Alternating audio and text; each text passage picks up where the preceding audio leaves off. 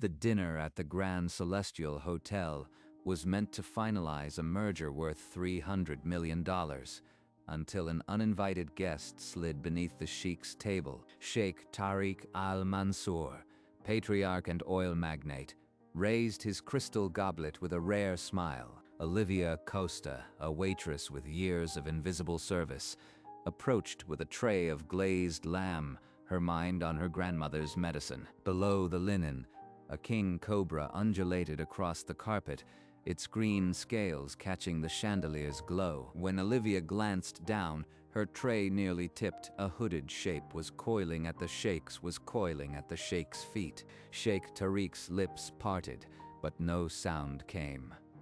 His foot was inches from the serpent's strike. Before the room could erupt, Olivia set down her tray and raised one palm, her fingers twisting into a sign no Western doctor would recognize. The cobra reared, spreading its hood, fangs bared, a portrait of pure menace. The stilling hand. Grandmother, don't fail me now. The cobra's hood collapsed. Its coils slackened. It lay paralyzed, a deadly jewel on the silk carpet. The silence held for a heartbeat. Then the dining room shattered. Crystal trembled as guests lurched back from the table. Two security men in dark suits burst through the curtains, one already reaching for a communicator. You stopped it. How? In 40 years I have never seen such a thing. Olivia scooped the serpent with a cloth napkin, her fingers steady as a venom extractor's. The lead guard knelt, pressing a thumb behind the cobra's jaw. Naja Hajj, fully venomous, behind a marble pillar. A younger man in a tailored suit watched without blinking. His thin mustache twitched once. A waitress with the hands of a snake master. Where did you learn to freeze death? Before she could answer, a security officer stepped between them, his voice cutting like glass. They think I'm part of this, but all I have is a grandmother's old trick. Within minutes, Olivia was seated in a cramped back office, one guard at the door, the Sheikh's questions turning into an interrogation. The fluorescent light hummed, and for Olivia, the sound pulled her back 20 years. In a sun-baked village, her grandmother's weathered fingers curled into the stilling mudra. The old woman whispered that true snake charmers freeze danger without touching a scale. She said I have the stilling hand. I never thought I would need it in a 5-star hotel. The door clicked open. A guard held up an evidence bag, a tiny dart, its point smeared with a gel. Lab analysis. The substance was an animal-grade sedative. The cobra had been dosed, then released at the perfect moment. The serpent was a full-grown Naja Hajj. Its venom sacs were intact. One strike would have ended the dinner in tragedy. The security chief's voice crackled through the radio. This was an assassination attempt. No one leaves the building. I carry a grandmother's secret, but now it looks like a motive. The hotel was now a fortress, and Olivia Costa was both the hero and the prime puzzle piece. Before the security chief could protest, Sheikh Tariq al-Mansour pushed the office door open himself. I will speak with the woman who saved my life, alone. Tell me about your grandmother. That gesture was not learned in a restaurant kitchen. She was a healer in our village. She taught me the stilling hand to protect, never to harm. The Sheikh's expression softened. He too had been raised by a grandmother who could read the desert wind. From this moment, you are under my personal protection. No one will treat you as a suspect while I breathe. The door opened again, and the young man from the pillar stepped in, Karim al-Mansour, the Sheikh's nephew. Uncle, I came as soon as I heard. Is this the woman who stopped the snake? The entire family owes you thanks. His voice is smooth, but his fingers are tapping like a metronome. The Sheikh placed a hand on Olivia's shoulder, sealing his trust. But Karim's shadow stretched long across the room. The security chief ran down the hotel staff list. A fired waiter was brought in, but his alibi was airtight. Perhaps a political rival, Uncle. The oil ministry has enemies who despise your growing influence. Olivia turned the tranquilizer dart under a desk lamp. The casing was not police grade. It was trafficker's kit. I saw a label like this on a crate by the service entrance. Live specimen. She slipped down the back corridor to the loading bay, where a wooden crate sat half hidden behind potted palms. The label read, "Live specimen, Naja Hajj. Handle with extreme caution, shipped to a shell company at a local warehouse." Chief, you need to see this.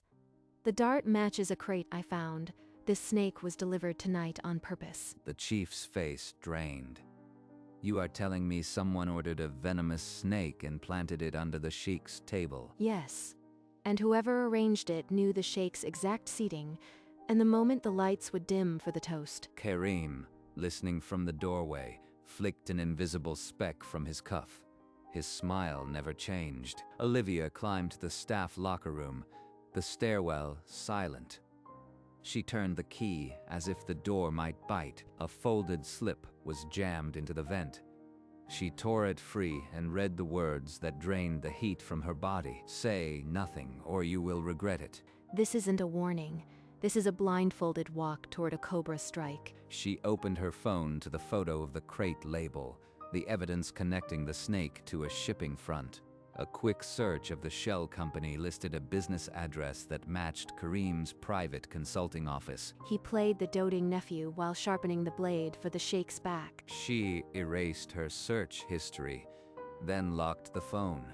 The chief wouldn't trust a waitress's hunch, but the Sheikh would. Inside the corridor, Karim paced, speaking low into his phone, 3 words audible.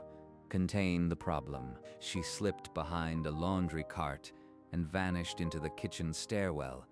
One wrong word now, and she'd be silenced forever. She rounded a corner on the service floor and nearly collided with Karim. Ah, the hero of the evening. I trust the interrogation wasn't too uncomfortable. It was fine, but I was curious that shipping label on the crate listed a company at your office address. You have been busy, haven't you? I advise you to focus on your trays and tips. Ask too many questions, and someone might think you are involved. That wasn't a warning, that was a confession wrapped in a threat. Enjoy the rest of your shift. I hope you make it home safely. He brushed past her, his shoe tapping an impatient rhythm on the marble. He just confirmed he's the snake. But I need real proof, or I am just a waitress with a story. She pressed her pendant between her fingers, a silent prayer to her grandmother. Karim al-Mansour had just turned a waitress into a hunter. Grandmother always said, the snake sees only movement. Be still, and you'll see what hides. She remembered a small silver device she had glimpsed earlier, tucked behind a potted palm near the Sheikh's table. Slipping back into the dining room, now guarded but quieter, she found it. A digital recorder, its red light still blinking. She pressed play, and through the tiny speaker, a voice she now knew all too well filled the silence. "The delivery is confirmed. Once the old fool is out of the way, my position is secure." That voice, Karim's smooth, unmistakable tone, now soaked in venom. The recording ended. Olivia stood frozen, the weight of the evidence pressing against her ribs. I have him. But if he finds this, he'll crush me like a spent cigarette. She slipped the recorder into her apron pocket, her fingers trembling. The Sheikh needed to hear this, but how could she reach him before Karim reached her? The hotel walls now felt thinner. Every shadow hissed like a cobra. The security chief's radio crackled, and 2 officers blocked the corridor ahead. Olivia's pulse hammered. Search her. Every pocket, every seam. I want to know what a waitress carries after a murder attempt. She leaned against a potted palm, her fingers sliding the recorder into the soil. The leaves barely trembled. A guard patted down her apron, checked her shoes, upturned her bag. Nothing but a tip envelope and the silver pendant. You think you are clever. but I see the look in your eyes. You know something. Spit it out. Waitress. I don't know anything. I just served lamb and stopped a snake. That's all. If I find out you are lying, you won't leave this hotel on your feet. He didn't find it, but I have one chance. Get to the Sheikh's study before he locks down the floor. She waited until the guard's footsteps faded, then slipped the recorder back into her palm. The Sheikh was 2 floors up, seated alone. She had to climb without being seen, or the cobra would strike again. She crept up the back stairs, each step a held breath. The penthouse floor was still 2 flights up. She'll try for the Sheikh's study.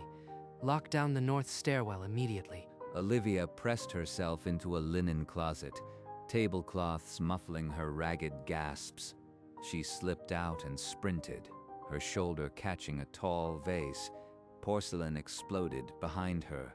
She burst through the kitchen doors, the industrial chill striking her flushed skin. They'll search every cold room, but the old dumbwaiter near the walk-in, that's the elevator of last resort. A guard's shadow passed the pantry.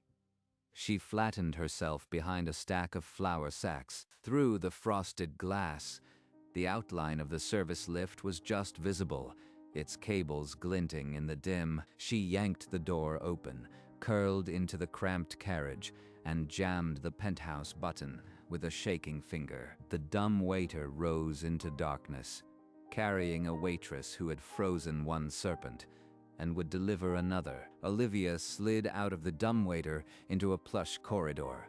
The staccato of guards' radios echoed 50 feet away. Grandmother always said, "Panic is a tool for the patient. Time to create some." She yanked the fire alarm lever. The building shrieked, sirens, flashing red, a tide of confusion. In the stampede, she snatched a hotel blazer from a laundry cart and buttoned it over her uniform. Walk like you belong to the smoke. Don't let them see the Cobra Charmer underneath. She flowed through the salon doors. Sheikh Tariq was standing, one hand raised, calm amid the chaos. Remain seated. Security will clear the floor. This is a precaution only. Karim stood rigid by the window, his knuckles bone white on the velvet drapery, eyes hunting. He's searching for me, but the venom in this recorder is about to strike where he can't defend. She edged behind the towering orchid arrangement, the recorder a hard promise against her hip, waiting for the right breath. She stepped out from behind the orchids, the borrowed blazer making her invisible until her voice sliced through the murmur. Sheikh Tariq, I have proof of who sent the Cobra. Listen. She pressed play. Karim's voice oozed from the tiny speaker, unmistakable and damning. The delivery is confirmed. The old fool will never see it coming. The Cobra is untraceable. Every glass stopped midair. Sheikh Tariq's hand fell to his side, his face turning to stone. Karim lunged forward, but 2 guards seized his arms. His smooth mask tore into naked fury. She's lying. That's manipulated. She's a common waitress. That is your voice, Karim.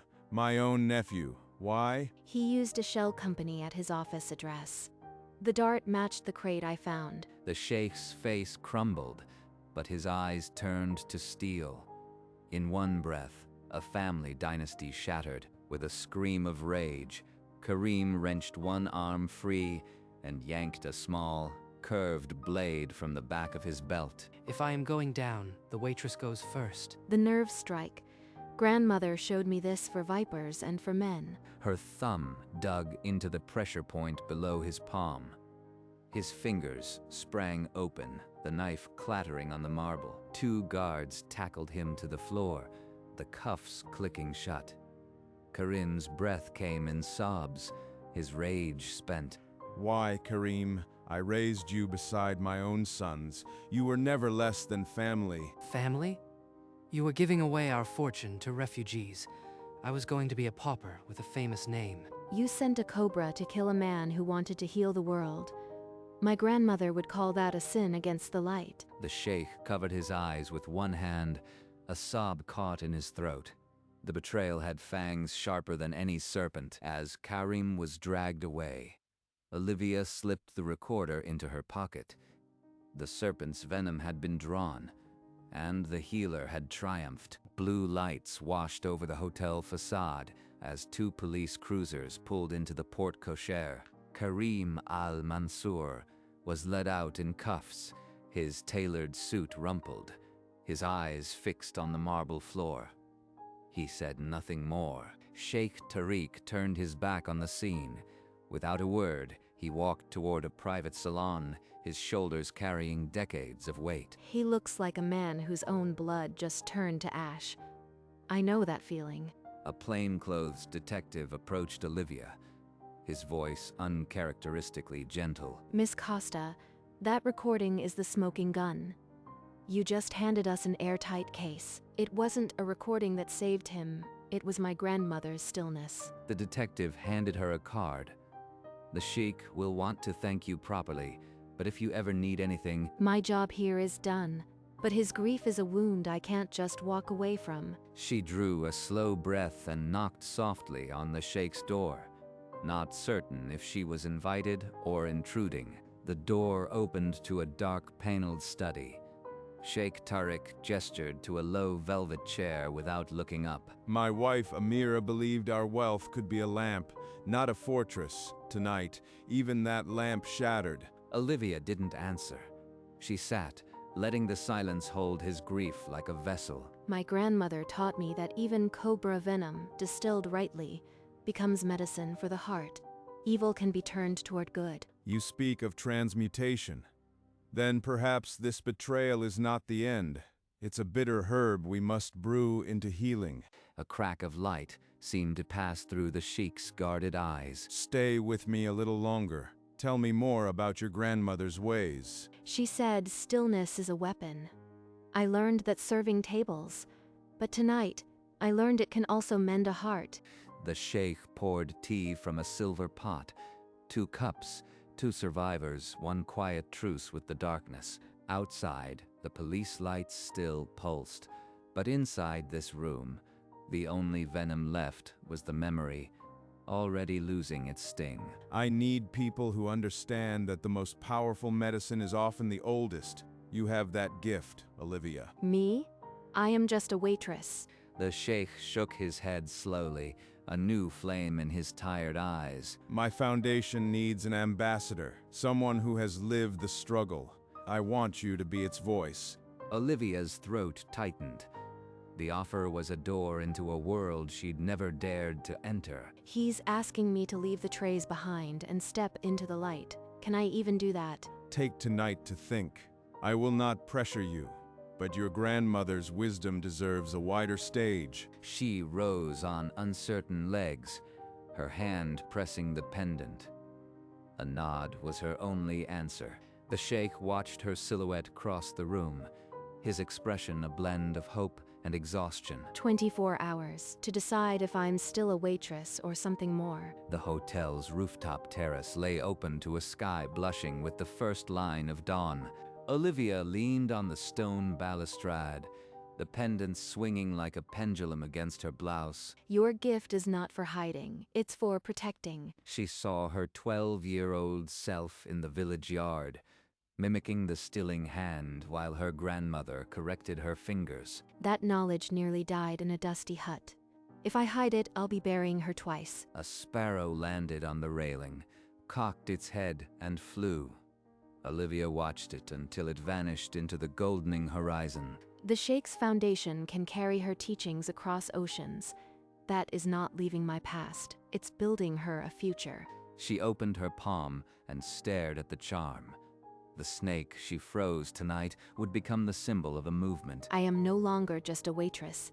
I am the keeper of a healing the world has forgotten. She turned from the sunrise and walked back inside, her decision humming in her chest like a song. The Sheikh would have his ambassador. The sun was climbing higher when Olivia returned to the dark paneled study. Sheikh Tariq had not moved. I accept. On one condition, Your foundation must preserve the healing traditions of grandmothers everywhere. A condition I will honor with my whole heart. He uncapped an old fountain pen and signed a charter bearing the Costa Al Mansour name. Within the hour, a podium was erected in the main hall. Reporters had already gathered. Ladies and gentlemen, I present the voice of our new humanitarian mission, Olivia Costa. 1,000 flashes captured the moment a waitress became a global ambassador. The front page headline read, "Hero Waitress Foils Sheikh Assassination, Joins Billionaires Foundation." Olivia touched her pendant. Now one of two. A matching charm rested in the Sheikh's palm. The cobra, frozen by an ancient hand, had sparked a movement that no venom could silence. The detention center smelled of bleach and regret. Olivia walked the narrow hall, her footsteps steady. Karim sat on a metal bench, his tailored suit replaced by a gray jumpsuit. He did not look up until she stopped at the bars. Come to gloat. The famous ambassador visits the snake. I came to forgive you. Not for your sake, for mine. She reached through the bars and pressed the silver pendant into his palm. My grandmother gave me this. Now it belongs to you. Maybe it can remind you of what you lost. She withdrew her hand and turned away, her head high. The prison air felt lighter with each step. Karim stared at the coiled snake, its silver worn by years of her touch. Grandmother, I have no more poison inside me. I am free. The healer's last act was not to punish the serpent, but to turn its venom into freedom.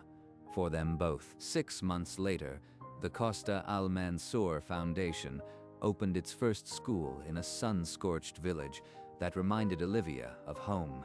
Olivia stood before a class of young girls, her hands already forming the stilling mudra. The cobra is not your enemy. It is a teacher.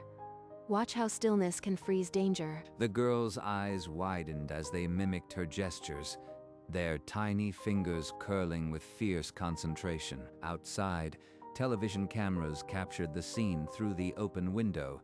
The world was watching a waitress turned warrior. Sheikh Tariq watched the live feed on a tablet in his office, his chest tight with pride and healing.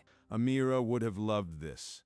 Olivia has turned our shattered lamp into 1,000 suns. Grandmother, your hands are now moving in 100 young hands. After the class, a girl touched the foundation emblem on Olivia's collar and whispered a single word. The cobra on the emblem seemed to smile, no longer a predator, but a guardian of ancient wisdom.